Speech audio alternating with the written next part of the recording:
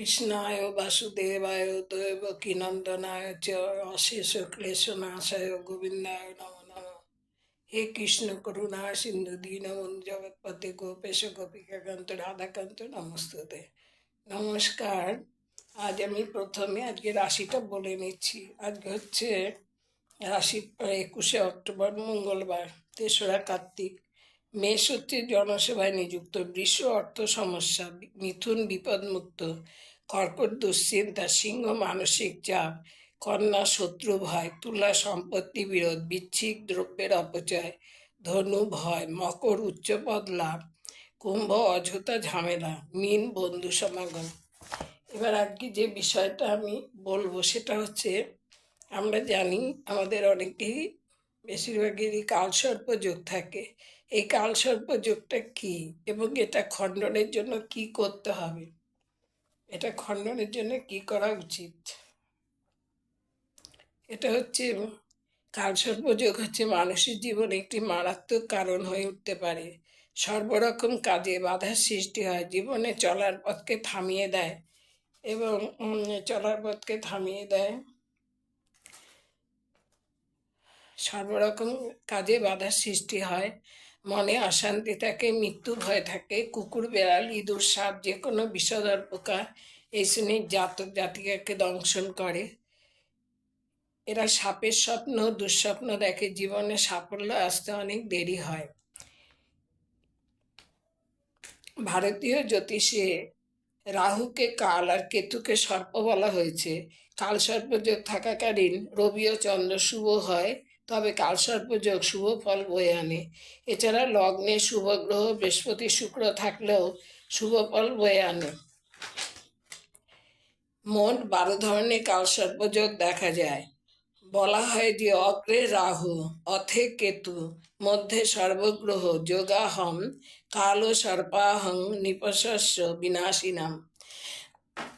এই 12টা কালসর্পযোগ কি কি? কুলিক কালসর্পযোগ, অনন্তনাগ কালসর্পযোগ, বাসুকি কালসর্পযোগ, শঙ্খপাল কালসর্পযোগ, পদ্ম কালসর্পযোগ, মহাপদ্ম কালসর্পযোগ, তক্ষ কালসর্পযোগ, কর্কটিক কালসর্পযোগ, শঙ্খচূড় কালসর্পযোগ, ঘাতক কালসর্পযোগ, বিষধর কালসর্পযোগ, শেষনাগ কালসর্পযোগ।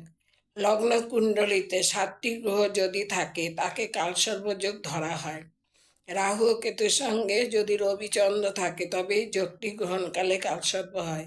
জন্ম পত্রিকাতে রাহু কেতুর মহাদশা অন্তর্দশায় কালসর্পযোগ হয়ে থাকে। তাই বলা হয় অগ্রে রাহু, অথে কেতু, মধ্যে সর্বগ্রহ। এই যোগে জাতক জাতিকার বাত, অম্বল, পিত্ত, মানসিক তিক্ততা, অস্থিরতা, চঞ্চলতা থাকবে। এই কালসর্প যোগের জন্য খুব ভয় পাবার ব্যাপার নেই, সমস্যা থাকলে তার সমাধান অবশ্যই আছে। স্বয়ং বিধাতা ললাটে যে লিখন লিখে দেন তাকে পাল্টানোর ক্ষমতা কারো নেই, তবে যে কোনো দোষ অবশ্যই কমানো যায়। সেই দোষ যখন কালসর্প দোষ, মঙ্গল দোষ, শনি সাড়ে সাতি, অনুরা যোগ, কেমদ্রুম যোগ, বিষ যোগ ইত্যাদি যে সমস্ত যোগগুলো মানুষের জীবনে ক্ষতির সৃষ্টি করে, তাদের জীবনের গতি, জীবনে চলার রাস্তা, তান্ত্রিক মতে দোষ কাটিয়ে জীবনকে সুন্দরভাবে এগিয়ে নিয়ে যাওয়া যায়। এই কালসর্প যোগ রাহুর গুরু ছিন্নমস্তা এবং কেতুর গুরু ধূমাবতী এদের যজ্ঞ করে তন্ত্রমতে গুপ্তক্রিয়া করলে, কামাখ্যা বিদ্যা প্রয়োগ করলে অবশ্যই দোষ প্রশমন করা যায় এবং জীবন সুন্দর হয়। এবার এই কালসর্প যোগ হলে আমরা কি করব? বাজার থেকে একটা তামার সাপ কিনে নিয়ে এসে কোনো ঠাকুর মন্দিরে প্রাণ প্রতিষ্ঠা করে প্রতিদিন ধূপধুনো দিয়ে পুজো করুন। 3 মাস পর কোনো শনিবার জলে বিসর্জন দিন। মন্ত্র হচ্ছে আস্তিকস্য মুনি মাতা ভগ্নী বাসুকি তথা জরৎকারু মুনিপত্নী মা মনসা দেব্যই নমস্তুতে। কালসর্প দোষ থেকে অবশ্যই মুক্তি পাবেন। অমাবস্যাতে কালসর্প, ভৌমদোষ, শত্রুনিধন, সন্তানে বাধা, বিদ্যায় বাধার কাজ অবশ্যই খুব ভালো হয়। এছাড়া এই কালসর্প দিকে আরেকটা করতে পারি আমরা, যেটা হচ্ছে মানে কালসর্প দোষ কাটানোর ব্যাপার, কালসর্প কবচ পড়তে পারি। কালসর্প কবচ পড়তে পারি, নবনাগের পুজো করতে পারি, কালসর্প বীজ মন্ত্র জপ করতে পারি। এই মন্ত্রটা হচ্ছে ওং দেবন্ত ধনজজায় নমঃ। ওং দেবন্ত ধনজজায় নমঃ। আজ এই পর্যন্ত।